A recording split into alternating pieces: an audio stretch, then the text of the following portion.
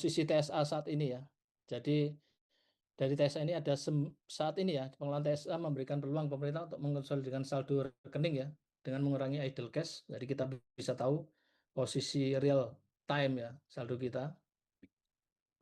Dari sistem penerimaan tidak hanya rekening saja, tapi kita tidak hanya dari perbankan saja ya teman-teman, tapi kita punya 98 collecting agents dan 5 dari sistem pengeluaran ada 5 bank umum milik negara untuk belanja. Dari situlah kemudian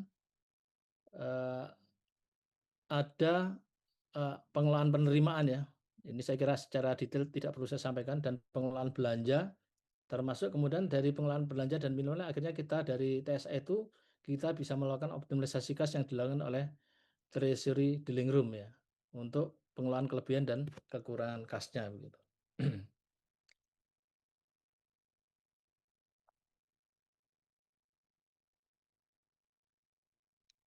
Nah, terkait perencanaan kas teman-teman. Jadi APBN itu kan ada pendapatan, belanja dan pembiayaan ya.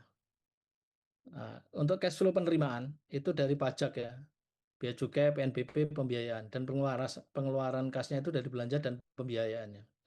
Sehingga akhirnya dari informasi itu kita bisa menentukan cash mismatch ya, bagaimana posisi cash ini sedang surplus kah ataukah sedang dalam kondisi defisit ya. Strategi umumnya yaitu meningkatkan akurasi proyeksi pencairan belanja. Ini yang menjadi PR kita mungkin ya di halaman 3 DIPA ya. Akurasi proyeksi pencairan belanja secara harian, mingguan, dan bulanan. Ini bottom up teman-teman agar kebutuhan kas dapat diantisipasi lebih dini dan tidak menimbulkan tekanan likuiditas. Kemudian mengendalikan risiko tadi, mismatch tadi dengan pemanfaatan cash buffer ya, sehingga kekurangan kas jangka pendek tidak mengganggu pelaksanaan belanja pemerintah. Jadi kami di Direktorat PKN menentukan ya berapa cash buffer yang dibutuhkan untuk mengendalikan risiko dimaksud. Kemudian menyelaraskan antara timing penerimaan dan kebutuhan kas. Jadi kebutuhan kas yang besar-besar, kayak pembayaran hutang ya, pembayaran DAU tiap bulan ini kan cukup besar teman-teman di KPPN Jakarta 2. Ini perlu diselaraskan timingnya ya, antara ketersediaan dana pada periode yang tepat untuk meminimalkan idle cash. Jadi perencanaan kas ini memegang peranan yang cukup penting ya, karena dari sinilah kita bisa menentukan strategi pengelolaan likuiditas kita gitu. Nah, ini teman-teman mungkin ya contoh analisis defisit APBN itu terjadi hampir di setiap bulan ya, sepanjang tahun 2025.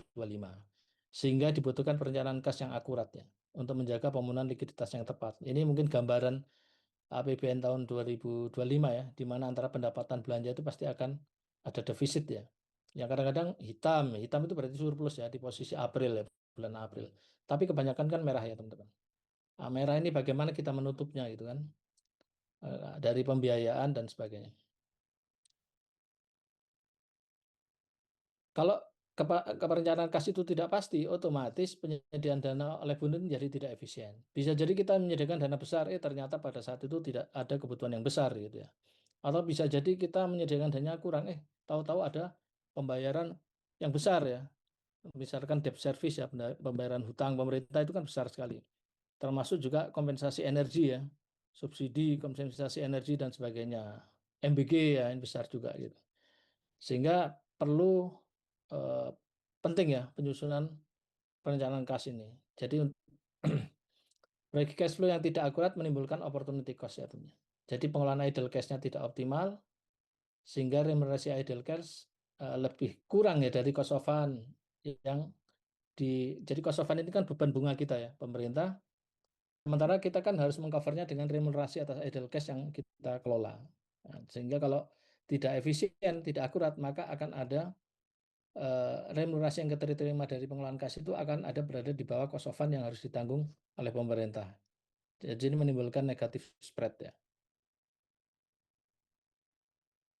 Nah, mungkin aneh ya teman-teman, mungkin kita langsung ke sini saja. Jadi saya tidak akan sampaikan semua materi, tapi mungkin hanya sekitar materi-materi yang kira-kira gitu, kira-kira nantinya akan apa terkait ya dengan asesmen gitu. Jadi yang penting kan itu ya. Jadi Betul Pak, tidak betul semua Pak. kita ini. tadi sudah kita berbicara tentang perencanaan kas dan treasury single account ya. Nah, sekarang kita bicara optimalisasi kas ini, teman-teman. Jadi dari hasil perencanaan kas tadi kan timbul semua terkonsolidasi di TSA. Dari TSA dimaksud akhirnya kan kita dari perencanaan kas kita bisa menyusun berapa sih kelebihan kas kita dan berapa kekurangan kas. Nah, dari kelebihan dan kekurangan kas itulah maka kita lakukan apa yang disebut dengan optimalisasi kas melalui treasury dealing room ya. Jadi dasar hukumnya Undang-Undang 1 ya, 2004 pasal 7, Jalan Menteri Keuangan berwenang untuk menempatkan uang negara dan mengelola atau menata usahakan investasi. Ini kewenangan BUN untuk menempatkan uang negara ya dan mengelola menata usahakan investasi di Undang-Undang 1 pasal 7. Kemudian ini diturunkan di PP 39 teman-teman. Pasal 36. Dalam hal terjadi kelebihan kas, maka Bendahara Umum Negara setelah berkoordinasi dengan Gubernur Bank Sentral itu dapat menempatkan uang negara pada rekening di Bank Sentral atau Bank Umum yang menghasilkan bunga atau jasa giro dengan tingkat bunga yang berlaku. Ya, ini yang duit yang normal ya, yang bukan dari SAL, yang di Ergun. Nah, terkait SAL, teman-teman, akhir-akhir ini kan sering terjadi penempatan di SAL ya. Itu berdasarkan Undang-Undang 62 ya tahun 2004 tentang Undang-Undang APBN tahun 2025. Mungkin sekarang ya Undang-Undang APBN tahun 2026 ya. Dalam rangka mendukung kebijakan pemerintah dan menjaga keberlanjutan fiskal, BUN dapat mengelola dana SAL melalui penempatan dana SAL selain di Bank Indonesia. Ini di Undang-Undang APBN. Termasuk nanti teman-teman bisa lihat di PMK 147 ya, tahun 2021 tentang pengelolaan SAL, itu bahwasanya SAL itu juga bisa ditempatkan pada instrumen jangka pendek. Ya, nanti akan kita lihat sedikit lah PMK PP 39 dan PMK 147 ya. Kemudian terkait pengelolaan kas ini teman-teman, kelebihan kekurangan kas itu saat ini diatur oleh PMK 44 tahun 2024. Jadi pengelolaan kelebihan dan kekurangan kas dilaksanakan melalui treasury dealing room dan dalam melaksanakan pengelolaan kelebihan dan kekurangan kas, kuasa BUN dapat mengoptimalkan uang negara yang terdiri dari silpa, SAL, dan sumber lain dari penghimpunan dana oleh BUN. Ini jadi dasar hukumnya ini, teman-teman. Kemudian ini instrumennya, ya, optimalisasi kas. Dalam hal terjadi kelebihan kas, maka penempatannya itu ada di Bank Indonesia dan di luar Bank Indonesia. Ya.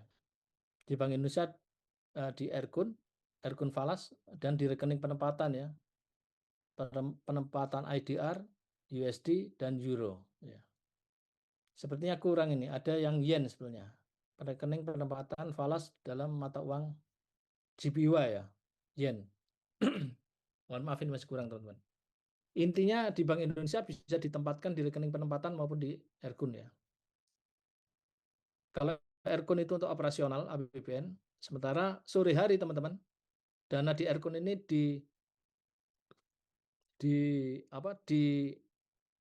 dipindahkan ya ke rekening penempatan. Disisakan sebesar SKM, kalau rupiah itu sekitar 2 triliun rupiah. Ya. Kemudian di luar Bank Indonesia itu bisa dilakukan penempatan di Bank Umum, reverse repo ya, SBN outright, kemudian rekening khusus SBSN di Bank Umum, BALN, kemudian rekening SBSN di Bank Syariah, dan Treasury National Pooling. Nah, Treasury National Pooling ini konsolidasi dari seluruh rekening bendahara ya, bendahara yang mengelola uang persiadaan. Itu dikonsolidasikan melalui Treasury National Pooling, di mana yang dikonsolidasikan itu bukan duitnya ya, tapi saldo, konsolidasi saldonya secara virtual, di mana dikenakan suku bunga untuk TNP ini adalah suku bunga giro wajib minimum ya. Gitu. Kemudian untuk kekurangan kas, apa yang dilakukan yaitu penarikan penempatan di Bank Umum, penempatan uang negara, mitra penempatan uang negara. BUN itu Bank Umum Mitra Penempatan Uang Negara. Kemudian transaksi repo, ini belum kita lakukan ya. Penjualan SPN di pasar sekunder, ini juga belum kita lakukan untuk SPN outright. Tapi penerbitan SPN ini sudah dilakukan oleh teman-teman di JPPR. Itu teman-teman untuk optimalisasi kas. Ini proses bisnis saya kira tidak perlu saya sampaikan ya.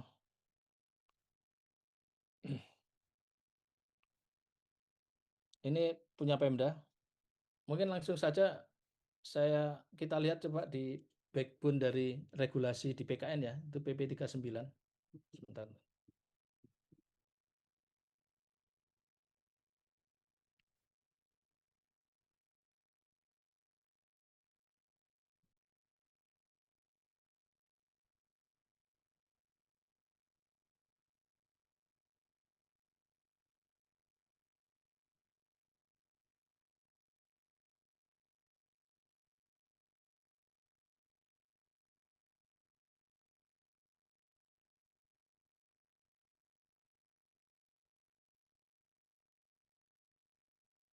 PP 39.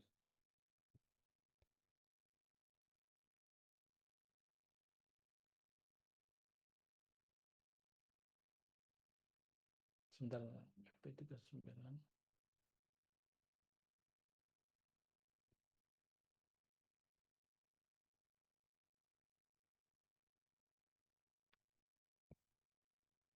Oh, nggak muncul ya PP 39, saudara ya.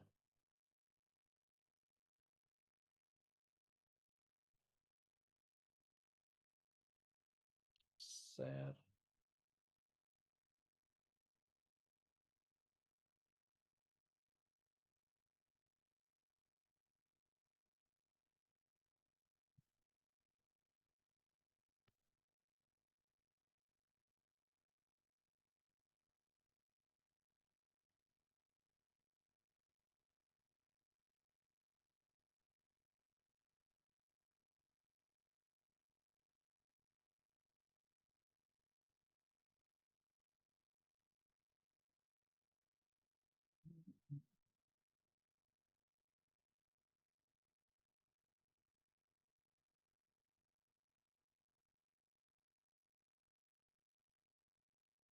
Saudara tunggu.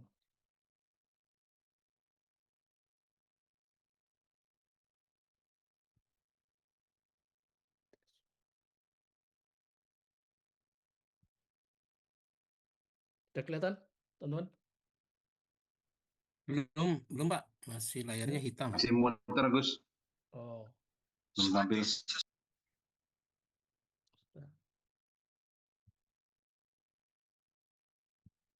Kelihatan cuma Pak Ipul ini. Sebentar, dari Senyumnya dong. PP 39 ini penting ini karena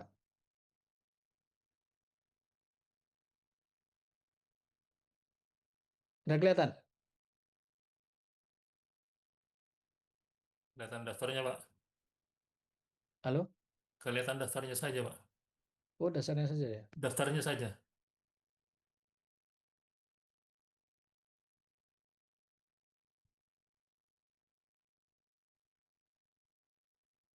Udah kelihatan? Nih, teman-teman.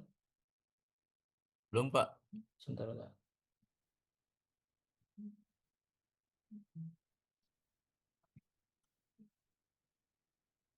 Aduh.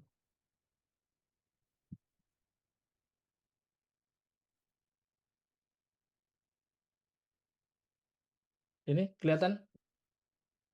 Belum Pak, Belum Pak. Belum ya? Masih halaman folder. Ini kelihatan? Sudah? Belum, Pak. Mungkin di stop screen dulu Pak, baru screen share screen ulang. Ini Screen sudah saya screen stop ulang. ini. Share screen ulang Pak. Share screen ulang ya. Sudah.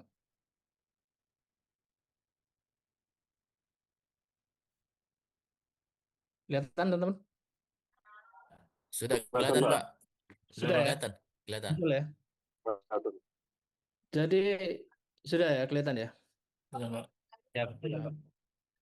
Baik, jadi teman-teman, PP 39 inilah yang menjadi backbone ya pengelolaan kas negara di Direktorat PKN. Ya. Jadi ini merupakan turunan dari Undang-Undang 1 tahun 2004, pasal 28 ayat 1. Ya. Amanat ya, daripada pasal 28 ayat 1. Beberapa hal yang diatur di sini itu sudah saya sampaikan tadi. Pertama terkait kewenangan. Ini kan Menteri Keuangan ya, sebagai penyelenggara negara termasuk di sini juga diatur tentang uang daerah ya. Sehingga mengatur juga ada kuasa bun pusat dan kuasa bun di daerah. Ini saya kira teman-teman bisa lihat ya nanti di terkait kewenangan ini masih sesuai dengan Undang-Undang 1 tahun 2004 ya, khususnya di pasal 7 kalau tidak salah. Jadi kuasa benda umum negara itu bertugas untuk menerima, menyimpan, membayar, menata usahakan dan mempertanggungjawabkan uang yang berada dalam pengelolaannya, menerima, menyimpan, menyerahkan, mencatat dan mempertanggungjawabkan surat berharga yang berada dalam pengelolaannya. Jadi ini di awal-awal ini mengatur terkait BUN ya teman-teman ya, kewenangan BUN, kemudian di pasal 7 terkait kewenangan BUD, Bendahara Umum Daerah. Ya. Ini jadi masih mengatur kewenangan di awal ini. Nah, baru di bab 3 ini sudah masuk definisi daripada uang negara. Uang negara meliputi uang rupiah dan valuta asing ya. Penambahannya dari sini ya, bisa dari pendapatan, penerimaan maupun penerimaan lainnya maupun pengurangannya bisa diakibatkan oleh belanja negara, pengeluaran pembiayaan ya, dan pengeluaran lainnya seperti PFK dan sebagainya. Kemudian di sini juga diatur uang daerah. Nah ini teman-teman, tadi kan pilar daripada pengelolaan kas itu kan salah satunya account management ya, pengelolaan rekening. Ini di sini diatur rekening untuk milik BUN ya, dan nanti diatur sendiri oleh dan KL ya. Jadi nanti bisa dilihat teman-teman, terkait ini juga diatur TSA, kemudian rekening di bank umum. Ya.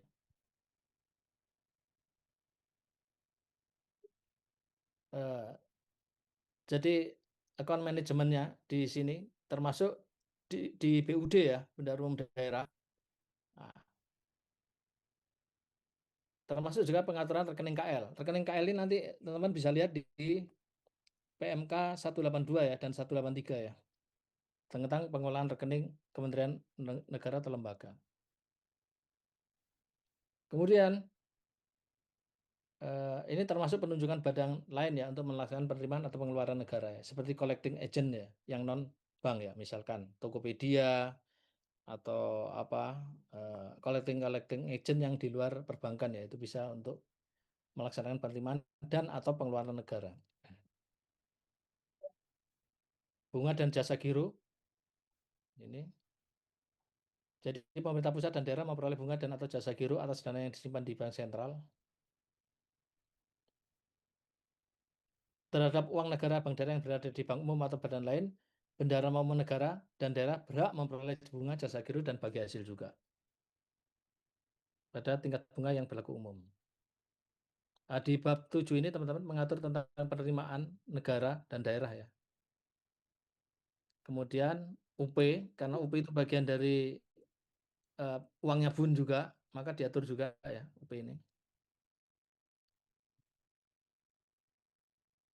Baik di BUN maupun di daerah. Nah, ini teman-teman. Ketika masuk bab 9 ya, ini kita sudah masuk apa yang disebut dengan tadi, perencanaan kas ya.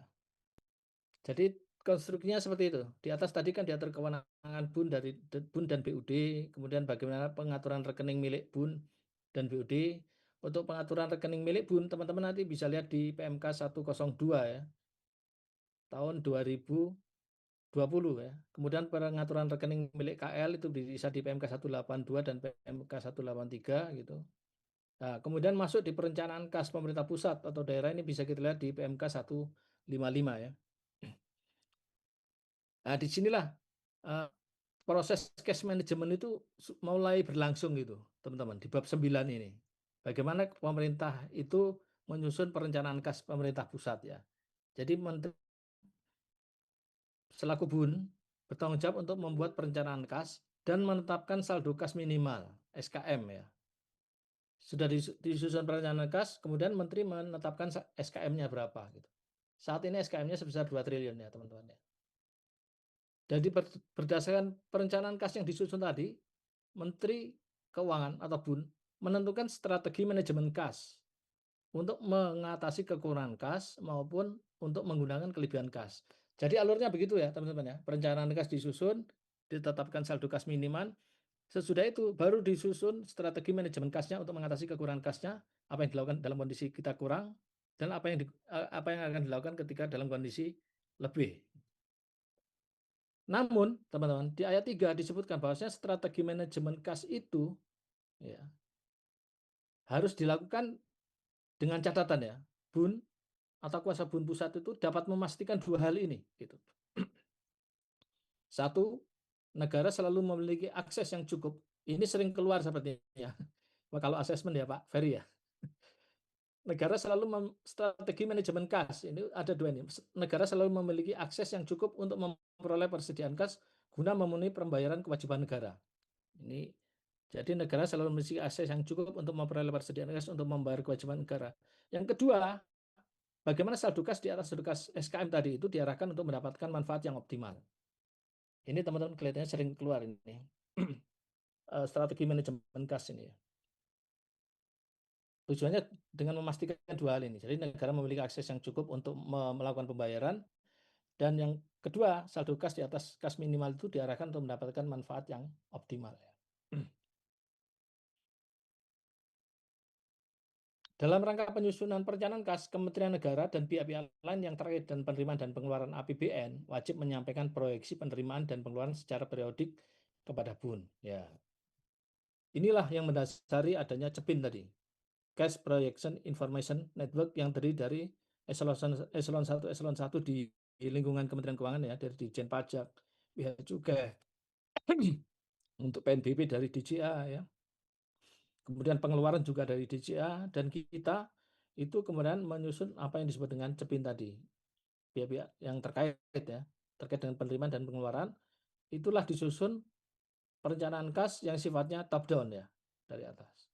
Tapi dari KL pun juga ada masuk ke KPPN ya, menyampaikan RPD ya, perencanaan RPD, perencanaan kas melalui APBN atau pakai SPD ya, schedule payment date itu.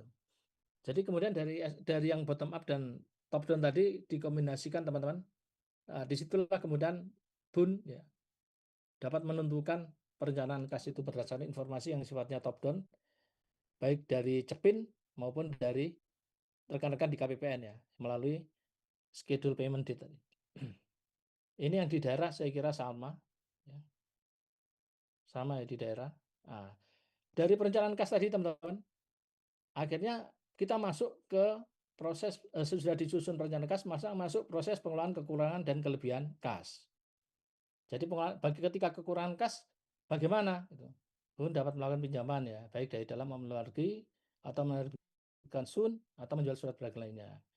Dalam hal kekurangan kas, BUN dapat melakukan pinjaman dari dalam negeri dan atau menjual surat SUN atau surat berharga lainnya.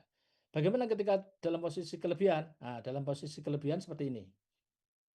BUN dapat setelah berkoordinasi dengan Gubernur Bank Sentral dapat menempatkan uang negara di bank sentral atau di bank umum yang menghasilkan bunga atau jasa giro ya. Tapi penempatan uang negara di bank umum ini harus dilakukan dengan memastikan bahwa BUN itu dapat menarik uang tersebut sebagian atau seluruhnya ke rekening kas umum negara pada saat diperlukan. Dan kelebihan kas dapat digunakan untuk pembelian kembali surat utang negara. Nah, untuk proses kelebihan dan kekurangan kas ini barulah kita nanti coba lihat di PMK 44 ya, tahun 2024.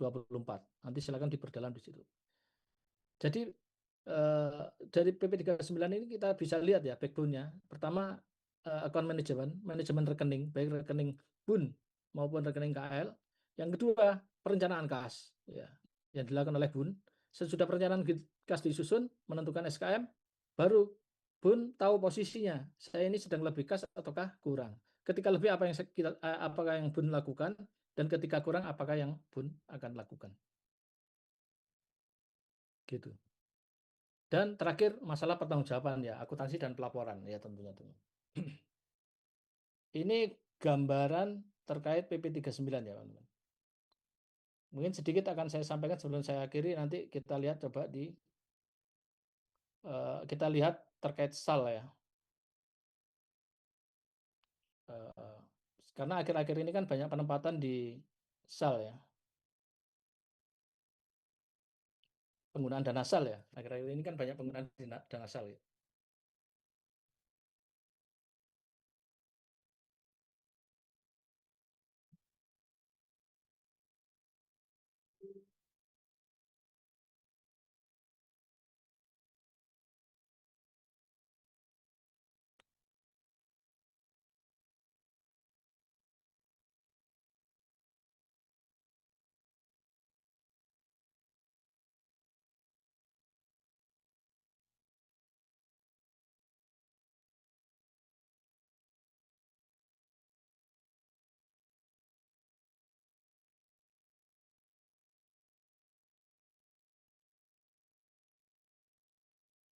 Sudah tampak? Belum, Ya. Pak. Pak Ferry? Sudah kelihatan? Sudah, Pak. Pak, sudah, Pak. Ya, Pak. Nah, ini teman-teman. Akhir-akhir ini kan banyak sekali penempatan SAL tuh. Jadi isu yang cukup seksi ya. Penempatan dana 200 triliun di mana? Bank umum itu menggunakan SAL juga. Kemudian intervensi pasar SBN di pasar untuk menstabilkan harga SBN itu juga menggunakan SAL. Jadi SAL ini itu ada dua ya mekanisme. Kalau untuk pemenuhan kebutuhan kas temporer itu tidak harus izin DPR ya Bapak Ibu sekalian. Kemudian kalau untuk kebutuhan yang sifatnya permanen untuk pembiayaan dan stabilisasi SBN dalam kondisi krisis ya, itu harus izin dengan DPR dalam kondisi krisis. Jadi SAL ini kan kumpulan dari silpa ya. Jadi SAL itu adalah kumpulan dari silpa-silpa tahun anggaran yang lalu ya. Dikumpulkan kemudian dimasukkan di rekening SAL ya. Jadi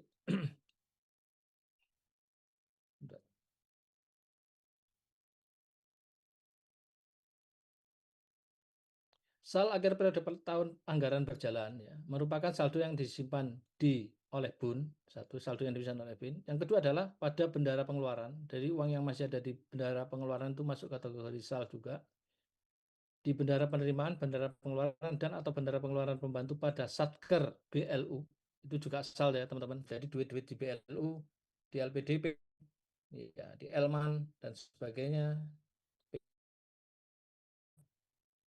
Kemudian bendara penerimaan, bendara pengeluaran, dan atau bendara pengeluaran pembantu pada Satker Kementerian Lembaga, itu juga SAL. Tapi selama ini yang bisa kita manfaatkan itu adalah SAL yang ada di BUN ya, di SAL ada yang dikelola Bendara Umum Negara. SAL yang di BUN, yang di PKN itu teman-teman, BUN ini di PKN lah gitu. Terdiri atas saldo yang disimpan dalam rekening milik BUN. Jadi SAL itu bisa dalam dua bentuk ya teman-teman. Bisa duit, itu saldo yang disimpan di rekening milik BUN, atau saldo dalam bentuk instrumen keuangan jangka pendek. Jadi ketika SAL itu diberikan SBN, itu menjadi saldonya dalam bentuk instrumen keuangan jangka pendek. Jadi tidak hanya uang ya, tapi dia bisa dalam bentuk uang maupun instrumen keuangan jangka pendek. Rekening milik BUN sebagaimana dimaksud terdiri dari Erkun, Sub-Erkun, rekening lainnya, rekening penerimaan dan pengeluaran. Dan instrumen jangka pendeknya ini begini teman-teman ya. SAL itu bisa dalam bentuk penempatan uang. Ini yang mungkin di KMK 276 ya, tahun 2025, yang penempatan 200T. Kemudian bisa dalam bentuk SBN, surat berharga negara, reverse repo, dan atau instrumen keuangan jangka pendek lainnya. Ini ya, bentuknya SAL gitu. Kalau mekanisme dan lainnya ini saya kira tidak perlu saya jelaskan ya. UP ini juga masuk kategori SAL. Ya. Ini BLU ya, saldo yang disimpan oleh bendara penerimaan pengeluaran dan atau bendara pembantu pada Satker BLU. Ya, ini juga termasuk kategori SAL. Mungkin yang perlu cukup penting yang di pasal 8 ini teman-teman, penggunaan SAL. Jadi SAL itu dapat digunakan untuk tiga hal ya. Satu, pemenuhan kebutuhan customer. Artinya ketika Direktorat PKN kehabisan duit, itu kita bisa pinjam SAL dulu teman-teman. Ini tanpa persetujuan DPR ya. Kita bisa pinjam, kemudian kita kembalikan. Dalam 1 tahun anggaran harus balik ini. Jadi tidak boleh kita pinjam kemudian melewati tahun anggaran ya. Itu untuk pemenuhan pembiayaan. Jadi pembiayaan itu kan bisa dari penerbitan hutang, SBN ya, atau pinjaman luar negeri. Bisa juga kalau ngambil dari duit SAL berarti harus persetujuan DPR ya. Sama. Yang fungsi ketiga adalah stabilisasi. Stabilisasi dimaksud di sini adalah stabilisasi harga SBN dalam situasi krisis ya, dalam kondisi BSF ya. BSF itu Bond Stabilization Framework ya, atau CMP ya, Crisis Management Protocol gitu. Jadi ini tujuan penggunaan SAL tadi. Jadi apa yang dilakukan oleh Menteri Keuangan dengan menempatkan SAL ya pada instrumen penempatan uang negara dan melakukan intervensi keuangan jangka pendek melalui pembelian SBN itu masih dalam koridor regulasi gitu. Jadi ada dasar hukumnya.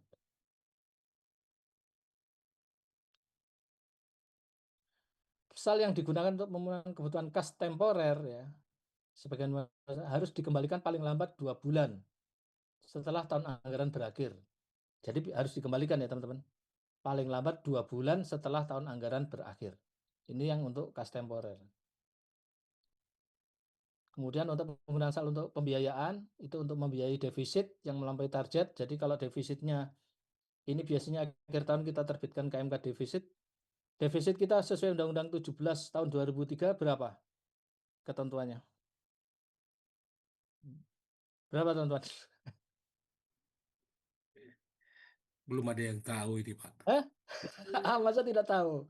Bisa Yang mana? Ibu? 2026 3% kan masih. Maksimal 3%. Sesuai dengan Undang-Undang 17 tahun 2003 itu 3% ya teman-teman. Jadi diingat-ingat ini, defisit kita itu maksimum 3%. Kalau melebihi 3% harus ke DPR, Perpu lagi ya, menerbitkan Perpu untuk membiayai defisit yang melampaui target. Jadi maksimum defisit APBN kita itu 3% sesuai undang-undang.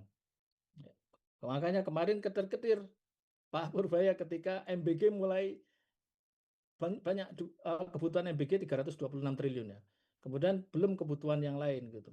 Membayar hutang dan sebagainya, pembayaran subsidi energi, kompensasi energi itu, makanya beberapa pengamat mulai mengkhawatirkan jangan-jangan defisit kita ini akan melebihi 3% ya teman. Pernah terjadi lebih dari 3%, pernah ya, pada saat COVID ya, itu hampir 6%. Itu pun dengan Perpu ya teman-teman. Kemudian yang kedua, untuk memenuhi kebutuhan pengeluaran negara dalam hal perkiraan realisasi penerimaan negara tidak sesuai dengan target ya, atau adanya perkiraan pengeluaran yang belum tersedia anggarannya. Ini juga menambah defisit ya.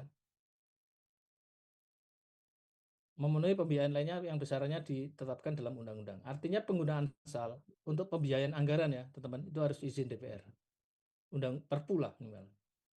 Kemudian yang berikutnya untuk stabilisasi itu juga dilakukan dengan undang-undang mengenai APBN ya. Izin DPR, dan untuk stabilisasi biasanya stabilisasi harga SPN ya.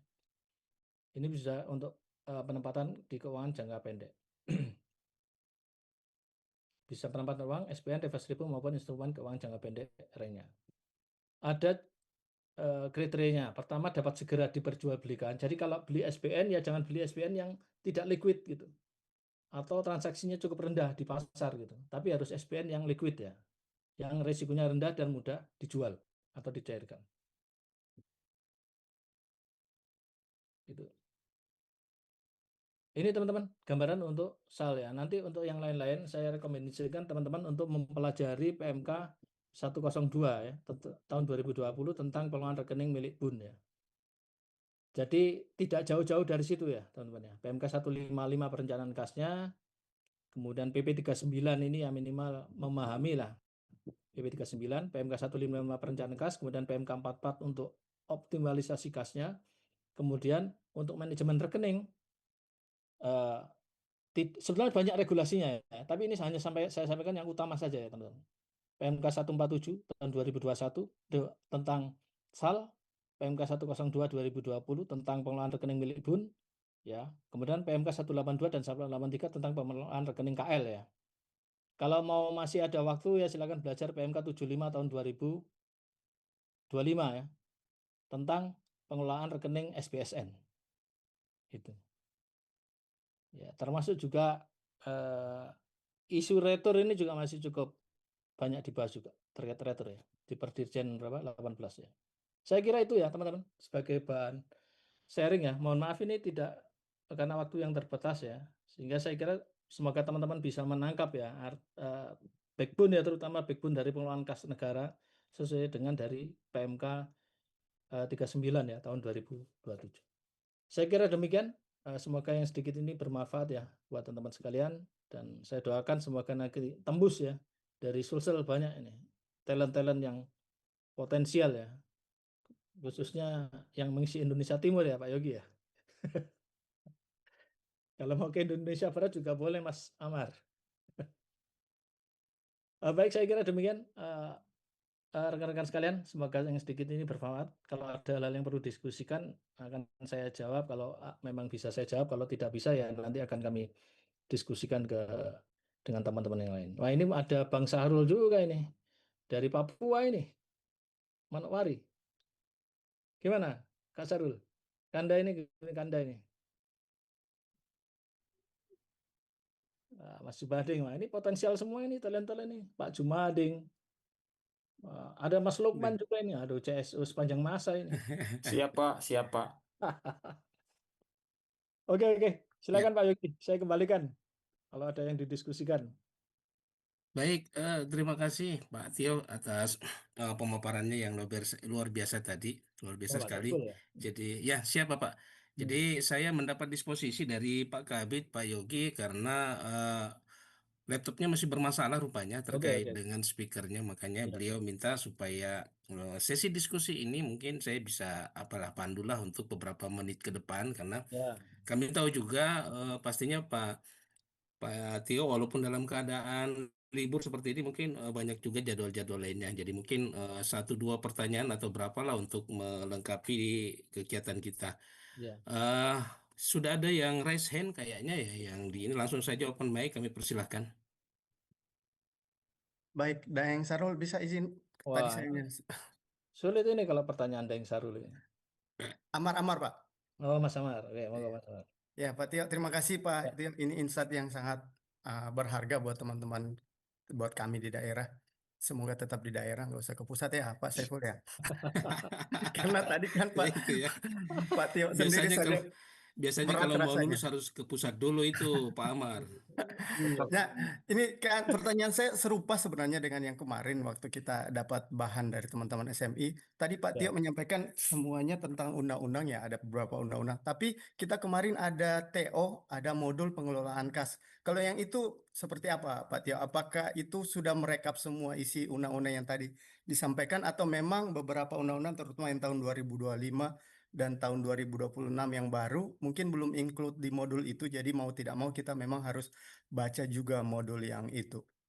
Nah, ini pertanyaan pertama terkait ya, persiapan asesmen. Terus pertanyaan kedua, ini yang tadi Pak Tio juga beberapa kali menyampaikan terkait SAL ya. Saya Ya. kemarin juga sempat nulis tuh di sudah dipublish di aset intelektual terkait SAL yang merupakan gabungan dari SILPA. Ya. Ini kalau dilihat di media memang kan jadi concern semua ya, terutama pihak media ya. Kita juga sebenarnya. Ya. Uh, Kalau di tulisan saya kemarin itu kita melihat jumlah SAL setiap tahunnya bahkan setelah COVID itu cenderung meningkat banyak ya sampai 400 triliunan tahun 2004 kemarin. Nah, apakah kecemasan orang-orang media terutama adalah ketika saat ini mungkin nilai SAL itu ketika dalam kondisi saat ini eh, tidak bisa dijadikan buffer kas gitu karena kemudian dipakai untuk lebih ke fiskal yang tadi ya Pak ya. Padahal sebenarnya mungkin lebih diperlukan untuk kita jaga-jaga. Tapi sekarang posisinya kira-kira posisi SAL ini kita internal semua ya. Kira-kira tadi ada batas minimum SKM 2 triliun itu apakah masih mencukupi itu Pak Tio nilainya sehingga kemudian kita tidak perlu terlalu khawatir sehingga tadi pembiayaan kalau memang itu kurang kan harus nambah pembiayaan lagi ya tambah utang. Kira-kira itu mungkin ya kalau memang nggak bisa ini nggak itu masuk yang tadi sampaikan Pak Yogi ya nggak perlu ini ya mungkin nggak usah ya. Itu aja mungkin pertanyaan yang paling pertama aja. Kalau modul bagaimana Pak? Apakah kita pelajari modul sebenarnya sudah cukup atau seperti apa? Ya. Baik. Terima kasih Mas Amar. Kalau modul, mungkin yang regulasi yang terbaru ya. Mungkin kalau yang regulasi terakhir penempatan SAL itu kan bukan PMK, tapi KMK ya. Jadi KMK itu sifatnya internal ya. Jadi ada KMK 276, KMK 332 ya. Terakhir kemarin KMK 133 ya terkait penempatan ya. Tapi mungkin yang perlu kita cukup yang terakhir yang terkait dengan intervensi di pasar SBN. Ya, ini juga memang keluar kemarin KMK 125 tahun 2026. KMK. Jadi saat ini belum ada PMK yang keluar, Pak Muammar. Semuanya KMK terkait penempatan itu ya KMK dari Pak Menteri, termasuk operasi di pasar SBN di pasar sekunder itu juga untuk pemeliharaan harga SBN itu juga KMK 125 tahun 2026. Sementara untuk PMK itu memang masih dalam proses perubahan ya. Jadi PMK 44 itu sedang dirubah yang optimalisasi kas. PMK perencanaan kas juga sedang, termasuk juga PMK 182 dan 183 itu juga dalam proses perubahan. Jadi semuanya dalam proses perubahan, termasuk PP 39 ini usianya sudah cukup tua, 2007 ya. Itu juga akan sedang dilakukan proses perubahan, Pak Amar. Tapi sementara belum ya. Jadi semua masih berlaku regulasi itu. Saya kira di modul itu masih cukup relevan lah.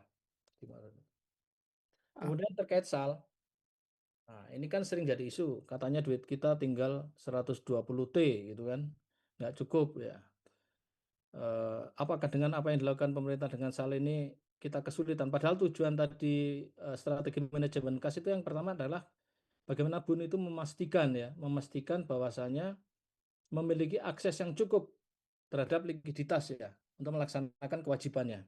Itu kan tujuan pertamanya kan. Ya. Apakah dengan penempatan SAL ini BUN kekurangan akses? Tidak. Gitu. Karena apa? Instrumen yang digunakan di KMK penempatan 276 yang 200T dan KMK 133 dan 2026 ya 140T itu adalah instrumennya deposit on call. Jadi meskipun uang kita beredar 300 triliun di luar, karena dia on call bisa ditarik sewaktu-waktu. Jadi tidak ada masalah. Ya, cuman ini wartawan ini kan sukanya menggoreng-menggoreng begitu kan. Wah, ini pemerintah ini nyaruh duit di bank umum, nanti kalau ketika ada kebutuhan fiskal yang mendesak tidak bisa ditarik. Itu masih bisa ditarik ya, teman-teman ya. Dalam sewaktu-waktu. Jadi uang kita beredar saat ini itu 300 triliun di bank umum, teman-teman.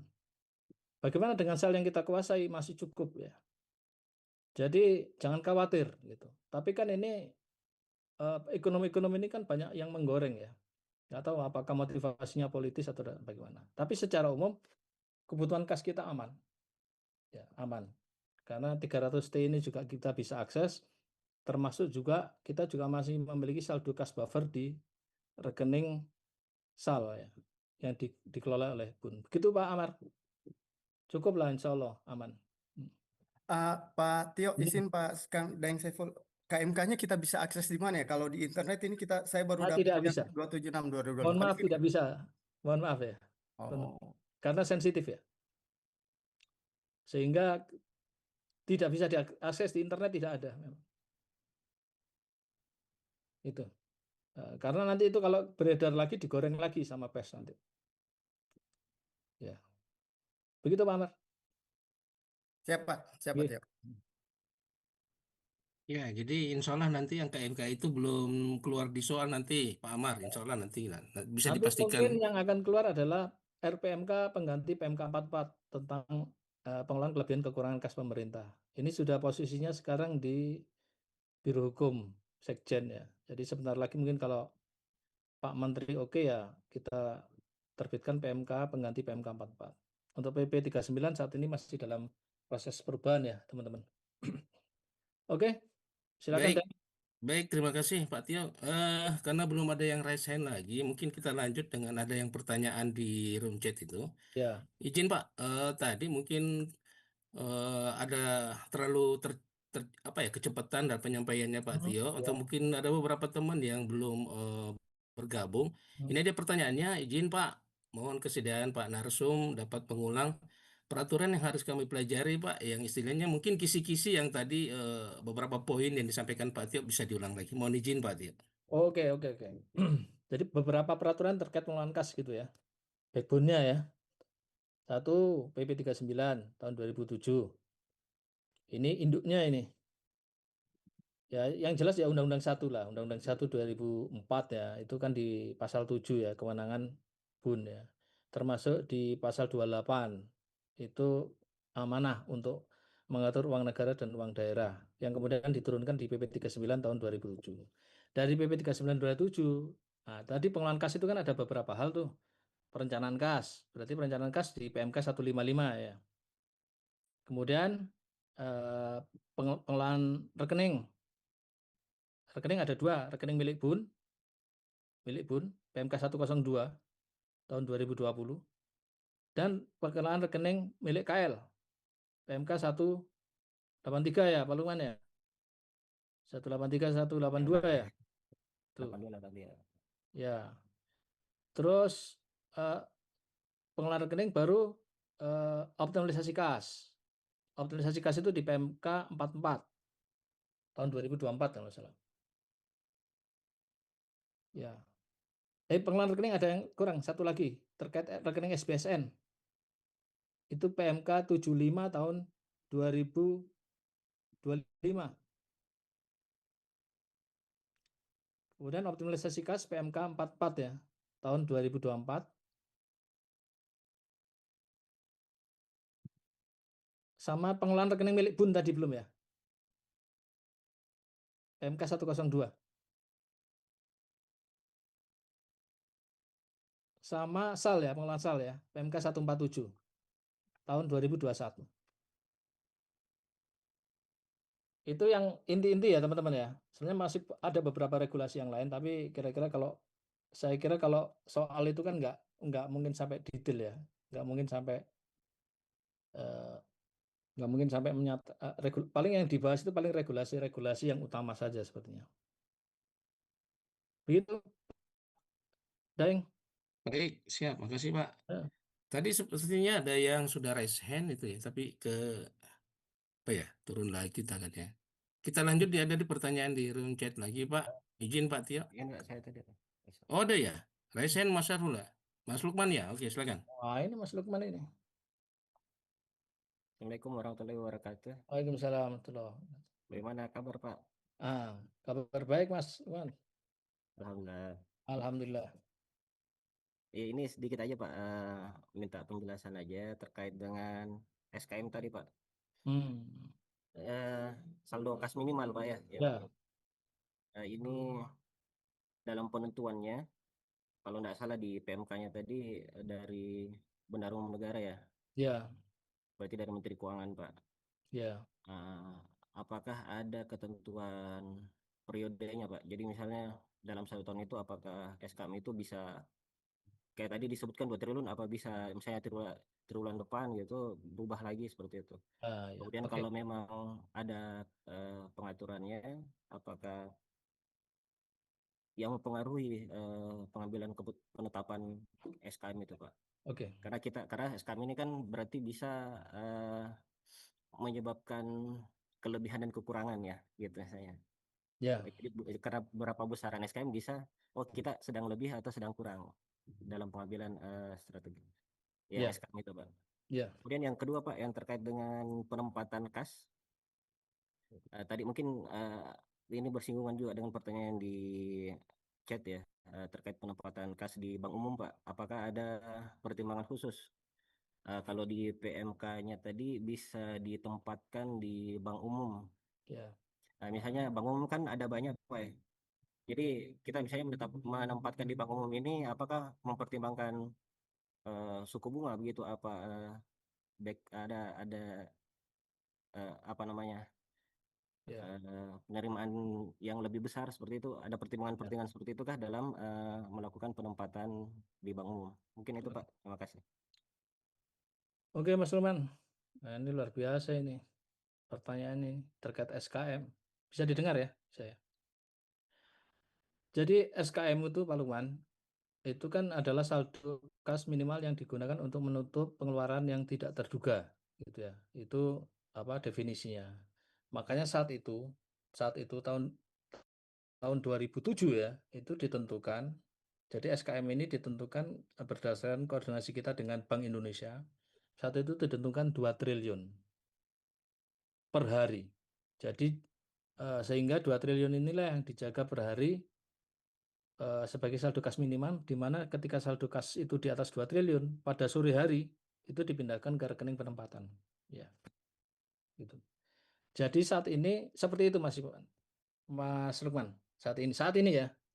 Dengan perubahan RPMK 44 yang kita rancang, itu nantinya SKM ini bisa fleksibel seperti yang Mas Lukman sampaikan. Jadi sesuai dengan kebutuhan operasional APBN.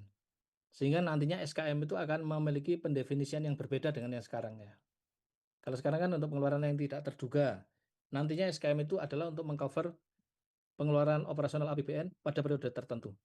Jadi betul apa yang disampaikan Pak Lukman, nantinya mungkin akan triwulan 1 dengan triwulan 4 itu akan berbeda SKM-nya begitu. Tapi ini masih dalam rancangan Mas Lukman.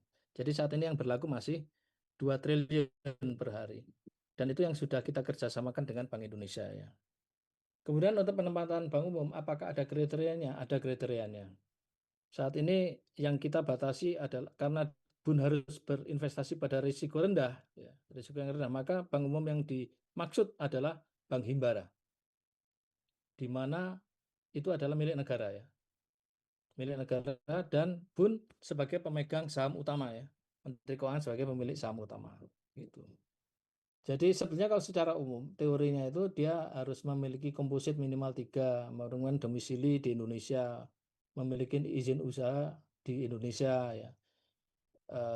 Kompositnya 3, komposit 3 itu berarti cukup sehat ya. 2 sehat, komposit 1 sangat sehat. Ya. Tapi di samping itu teman-teman ketika menentukan bank umum ini kita juga melihat risiko dari sisi keuangan ya.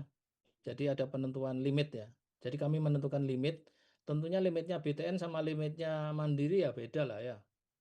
Karena size-nya kan berbeda, ukurannya berbeda ya. Limitnya berdasarkan analisis dari modal inti, kemudian rasio-rasio keuangan ya dan sebagainya, sehingga penempatan uang kita di BRI Mandiri misalkan ya, itu akan berbeda nominalnya dengan penempatan uang kita di BTN atau di BNI gitu ya. Nah, jadi sesuai dengan tingkat resikonya gitu.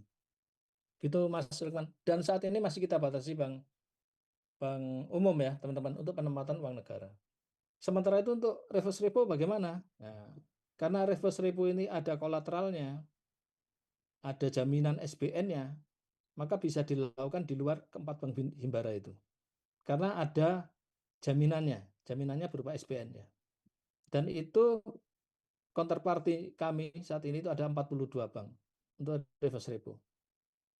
Ya, kemudian untuk transaksi SBN di pasar sekunder ya saat ini masih dibatasi untuk primary dealer ya.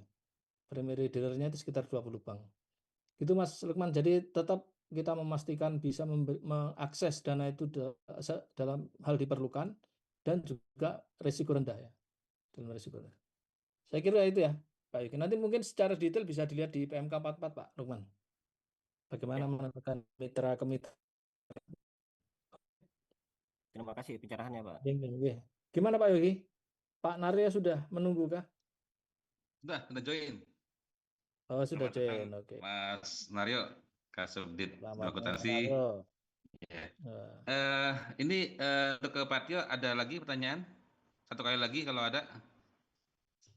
Sebelum berpindah ke Mas Naryo. Seperti izin Pak Yogi, sepertinya di ruang chat itu Ya. masih ada satu pertanyaan dari Mas Askar, Makassar 1 tuh. Oh ya, monggo. Saya bacakan aja Pak ya, izin. Ya. Ya, mohon izin Pak Tio. Pertanyaan Mas Askar ini dalam konteks PDB penempatan saldi bank umum apakah merupakan bagian dari investasi untuk meningkatkan seperti contohnya untuk government spending atau untuk meningkatkan ekspor mungkin Penempatan sal di bank umum apakah itu merupakan bagian dari investasi gitu Pak? Oh, Pertanyaannya gitu. Saya jawab ya. Penempatan sal di bank umum itu bukan dalam rangka investasi. Ya, kalau investasi mengacunya ke PP 63 ya Pak Yogi ya. Tentang investasi. Jadi investasi itu lebih dari 1 tahun ya teman-teman. Lebih dari 1 tahun. Tapi penempatan sal ini adalah dalam instrumen jangka pendek atau dalam secara akuntansi nanti bisa ditanyakan ke Pak Naryo ya. Itu di bawah 12 bulan. Dalam rangka cash management. Ya. Pengelolaan kas. Bukan dalam rangka investasi. Berbeda ya teman-teman ya. Kalau investasi dia akan menjadi aset ya. Dan tenornya lebih dari 12 bulan dan PP yang mengatur bukan PP 39 tahun 2007 tapi PP 63 ya, tentang investasi pemerintah. Itu ya. Siap, teman-teman ya. clear Pak. Terima kasih Pak Tio. Termasuk intervensi pemerintah di pasar SBN sekarang itu bukan bagian dari BSF ya, tapi hanya cash management, operasi kas. Ya. Jadi jangan sampai teman-teman salah nanti dikirain ini kita sedang melakukan stabilisasi harga bond begitu. Bukan. Oke. Terima kasih Pak. Makasih Pak Tio atas sharing-sharingnya luar Oke. biasa. Nanti tadi apa namanya peraturan yang perlu di dalami teman-teman nanti Bang Ipul nanti ini ya share aja di grup ya. Ya. Ini gitu. Siapa tahu mungkin ada yang nggak ikut. Jadi kebetulan sebenarnya kalau total seluruhnya Pak Tio yang talent pelaksana dan talent pengawas yang masuk grup itu ada mungkin hampir 80-an gitu ya. Ya. Mungkin saat ini ada yang berhalangan gitu ya. Jadi yang ikut hari ini cuma ada sekitar berapa nih? 50-an gitu ya. 56. Tapi Luar biasa. alhamdulillah luar biasa ekspektasinya kan benar teman-teman benar-benar untuk berusaha untuk lulus gitu ya Pak Tio. Iya. Ya Pak Tio ini Kasubdit Kebijakan DDR ya Pak Tio ya. Ya. Luar biasa ini yang bagaimana untuk merancang apa namanya tadi penempatan uang gitu ya, yang eksekusinya optimasi kas gitu ya. Ya, siap Pak Tio, makasih. Oke, Mas Yoi. Makanya Pak Narja Oke, sudah teman-teman. yain, nggih. Jadi pengen balik ke Sulsel lagi nih ya. Terima gitu kasih kah? Pak Tio. Siap, terima kasih Pak Tio atas Jalan aja pencerahannya lah. Pak. Tio, Pak Tio. touring lagi Pak Tio, touring. Iya nih. Masih belum ke Toraja saya terakhir. Baru mau ikut. Itu sudah. Oke, Pak Egi. Makasih ya. Makasih Pak. Makasih Pak Terima Tio. kasih. Sehat. Oke. Oke, Silakan dilanjut. oke, makasih Pak Tio. Monggo kalau misalnya ada kekurangan lain saya lift nggak apa-apa. Pak Sunario, koordinator Pak Nario. Ya, siap. Gimana Mas Yogi? Alhamdulillah, sehat-sehat. Lanjut atau Sehat. coffee break dulu? Coffee break dulu. Oh iya, ini gimana teman-teman? Ini kan kalau di sana sih sudah jam 4 lebih ya. Mungkin ada yang belum sholat asar atau bagaimana? Monggo, Bang Ipul gimana kesepakatan Sholat teman-teman? dulu Pak. Ya, gitu mungkin ya. kita break sholat 5 menit Pak ya. Ya, Wih, oke. sebentar sekali. 6 menit. Iya, Di baca Jakarta, ayatnya di nggak usah yang Bekasi, panjang-panjang, saya Ustadz di Bekasi. Ramli. Di Bekasi. Kulhu saja gitu. Udah Oke, Pak baru Naryo. azan juga nih. Iya, Di iya. sini baru azan juga. Mas Oke, Tio, ya, makasih, Pak Mas Tio. Tio. Terima kasih Pak Tio, banyak ya. makasih. Tio. Iya. Sehat selalu Oke. Pak. Pengalamannya Mas Tio. Terima kasih. Kami tunggu di Terima kasih Pak Sulsel. Tio. Mohon maaf nih nggak bisa nonton narasumber nih.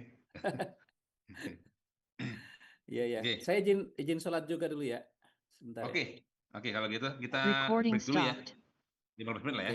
Oke, siap. 15 menit kita break dulu, nanti lanjut lagi. Siap. Monggo.